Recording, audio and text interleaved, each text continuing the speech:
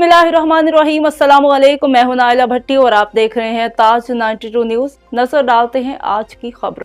बिस्मिल्लाहिर्रहमानिर्रहीम। सेनेटर एजाज चौधरी 3 रोजा दौरे सिंध पर कराची पहुंच गए। कायदे हिज़्ब इख्तिलाफ सिंध हलीम आदिल शेख समेत दीगर PTI रहनुमाओं ने जिन्ना एयरपोर्ट पर इस्तकबाल किया। सेनेटर एजाज चौधरी ने मीडिया से गुफ्तगू करते हुए कहा कि पाकिस्तान ने इस वक्त संगीन तरीन आईनी बहरान से दो चार है। आज आईन ने अदालत के दरवाजे पर दस्तक दी है। अगर पाकिस्तान का आईन पामाल होता है तो मुल्क की सलामती को खतरा है। उन्होंने कहा, मैं बांग्लादेश पाकिस्तान से अलग हुआ। इस वक्त डिक्टेटर ने 2 बार इंतखाबात मुलतवी किए। इस वक्त इलेक्शन हुए और नताज को कबूल नहीं किए गए।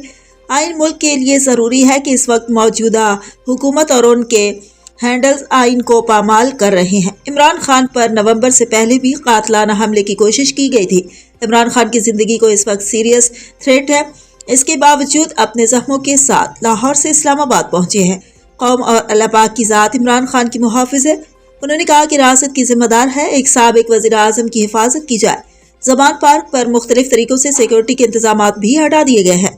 सेनेटर एजाज चौधरी ने कहा कि सिंध में जेल भरो तहरीक के हवाले से शेड्यूल तरतीब देंगे। पाकिस्तान की मईशत को बर्बाद कर दिया गया है। जानलेवा महंगाई ने गरीब का हाल बर्बाद कर दिया है।